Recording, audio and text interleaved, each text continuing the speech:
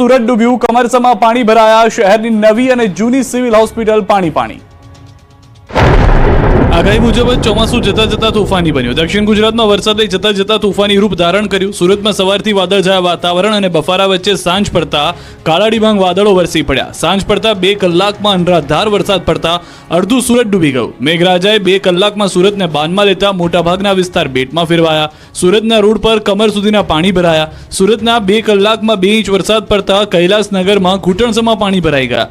Road પર જાણે નદી વહેતી હોય તેવા દ્રશ્યો જોવા મળ્યા. રોડ પર 3-4 ફૂટ પાણી ભરાતા દુકાનો સુધી પાણી પહોંચી ગયા. વાહનો પણ પાણીમાં ડૂબી ગયા. અનેક વાહનો પાણીના કારણે બંધ પડ્યા. કૈલાસનગર, રિંગ રોડ, અઠવા, મજુરા સહિત અનેક વિસ્તારોમાં પાણી ભરાયા. આ બાજુ કાદર, શાલીનલ, કૈલાસનગર, રિંગ રોડ સહિતના વિસ્તારમાં ભારે વરસાદથી રોડ ડૂબી ગયા. પાછલા 2 કલાકથી ધોધમાર વરસી રહેલા વરસાદના પગલે કૈલાસનગર અને કાદર શિલનાલ વિસ્તાર પાણી થયો. રોડ પર કમરસમાં પાણી ભરાઈ ગયા. બીજી તરફ સુરત નવી સિવિલમાં ભરાયા પાણી. જૂની બિલ્ડિંગમાં ભરાયા વરસાદી પાણી. ગ્રાઉન્ડ ફ્લોર પર ઓપીડીમાં ભરાયા પાણી. દર વખત નજીવા વરસાદમાં ભરાઈ જાય છે પાણી. સુરતના મહુવા તાલુકામાંથી પસાર થતી ઓલણ ખાડીમાં પણ પૂર આવ્યું. ભગવાનપુરા કોઝવે પાણીમાં ગરકાવ થયો. ઉપરવાસના તાપી જિલ્લામાં ગત રાત્રિએ ધોધમાર વરસાદના પગલે મહુવા તાલુકામાંથી પસાર થતી ઓલણ ખાડીમાં પૂરની સ્થિતિ સર્જાઈ. જેના પગલે ભગવાનપુરાથી સાંબાને જોડતો લો લેવલ કોઝવે પાણીમાં ગરકાવ થયો. જ્યારે સાંબા તરફથી નદી કિનારાના પટનું ધોવાણ થઈ ગયું છે. સુરતના પાંડેસરાના ગાંધી કુટીર પાસે ખાડીના રોડ પર ફરી વળ્યા છે પાણી.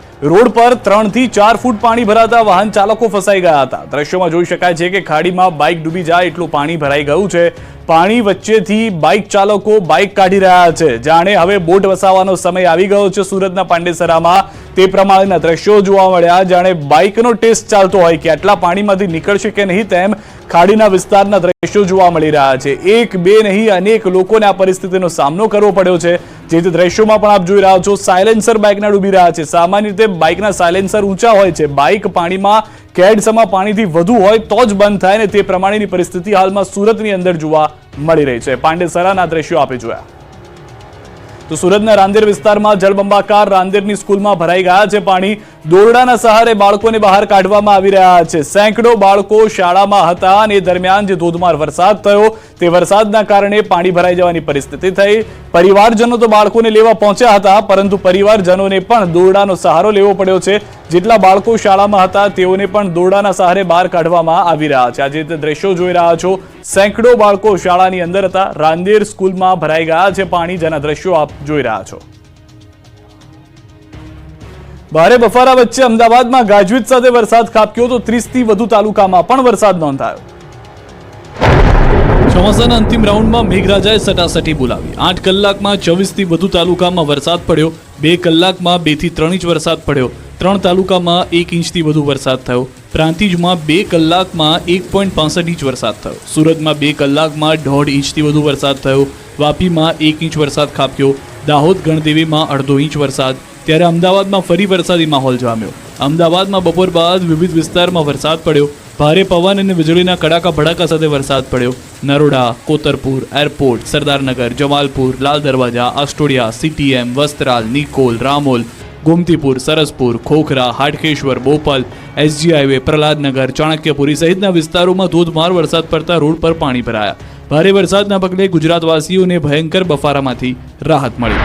તો સાણંદની વાત કરીએ, ગ્રામ્ય વિસ્તારમાં પણ વરસાદી માહોલ સર્જાયો. લાંબા વિરામ અને હવામાન વિભાગની આગાહીના પગલે ધીમી ધારે વરસાદ વરસ્યો. સાણંદના ગ્રામ્ય વિસ્તારમાં સતત વરસાદથી પાણી જોવા મળ્યું. ગાંધીનગરના દહેગામમાં ખાબક્યો વરસાદ. દિવસભરના ઉકળાટ બાદ વરસાદ પડતા વાતાવરણમાં ઠંડક પ્રસરી. દહેગામના ફોરેસ્ટ ઓફિસની સામે ઠાકોરવાસમાં ભરાયા વરસાદી પાણી.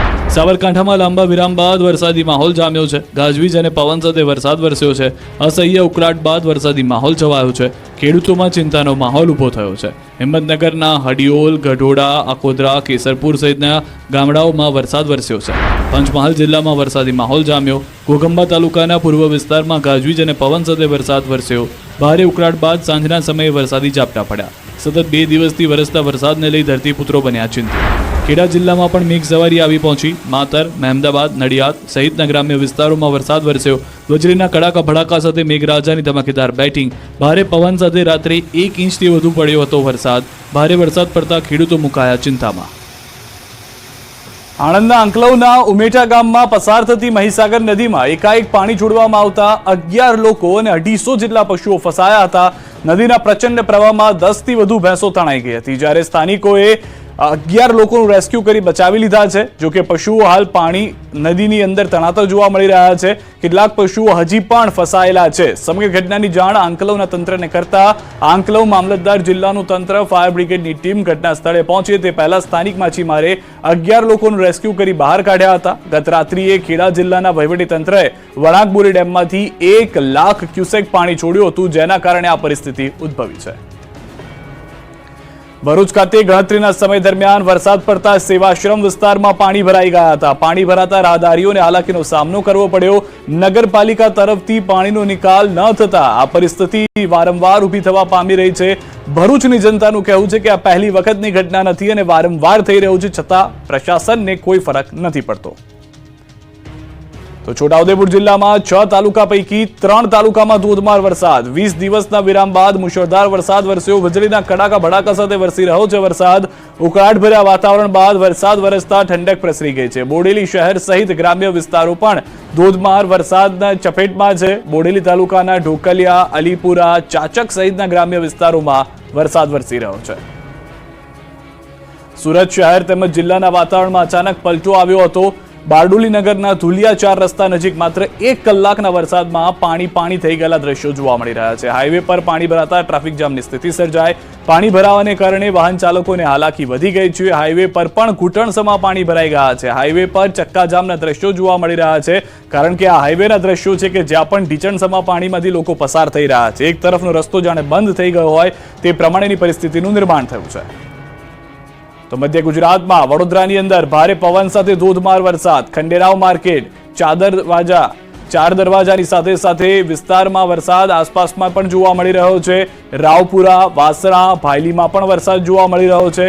આ દ્રશ્યો જોશો તો સ્પષ્ટ થઈ જાય છે કે સાંજ થતા ભારે વરસાદ પવન સાથે આવ્યો છે. જે લોકો નોકરી ધંધેથી પરત ઘરે જઈ રહ્યા હતા તેઓને પણ હાલાકીનો સામનો થઈ રહ્યો છે અને જળ જમાવની પરિસ્થિતિ ફરી વખત વડોદરાની અંદર શરૂ થઈ ગઈ છે.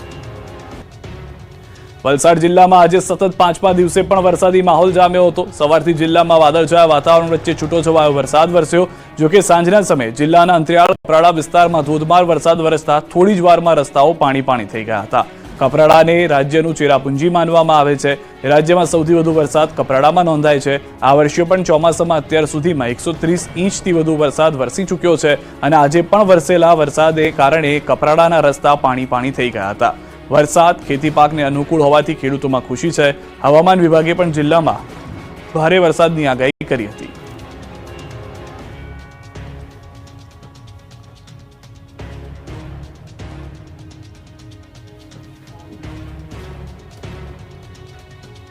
અન્ય સમાચાર પર નજર કરીએ. મામાના ઘરે જતો યુવાન પાનમ નદીમાં તણાયો. પાણીના ધસમસતા પ્રવાહમાં તણાતા યુવકના દ્રશ્યો છે મહીસાગરના. મામાના ઘરે જતો યુવાન મહીસાગરની પાનમ નદીમાં તણાયો.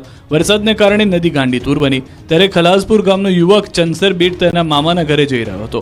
બેટમાં રહેતા લોકોને ઘરે જવા માટે પાણીમાંથી થવું પડે છે પસાર, ત્યારે પાનમ બ્રિજ પાસે યુવાન નદીના પાણીમાં તણાયો. યુવાન પાણીના પ્રવાહમાં તણાવા લાગતા બચાવની બૂમો પાડવા લાગ્યો. આ અંગેની લોકોને જાણ થતાં લોકોના ટોળા એકત્રિત થઈ ગયા. લુણાવાડા નગરપાલિકાની ફાયર ટીમને જાણ થતાં ટીમ પહોંચી હતી અને તણાયેલા મૃતદેહ બહાર કાઢવાની કામગીરી હાથ ધરી. ડભોઈમાં ગરબા આયોજકોની મહેનત પર પાણી ફરી વળ્યું છે. નવરાત્રી નજીક છે ત્યારે જ રંગમાં ભંગ પાડવા માટે મેઘરાજાની એન્ટ્રી થઈ ગઈ છે. નવરાત્રી દરમિયાન પણ વરસાદની આગાહી કરવામાં આવી છે, ત્યારે હાલ ચોમાસાનો અંતિમ રાઉન્ડ શરૂ થતા ડભોઈના નવરાત્રી આયોજકોની ચિંતા વધી છે. ભારે પવન ફૂંકાતા ડભોઈના ગરબા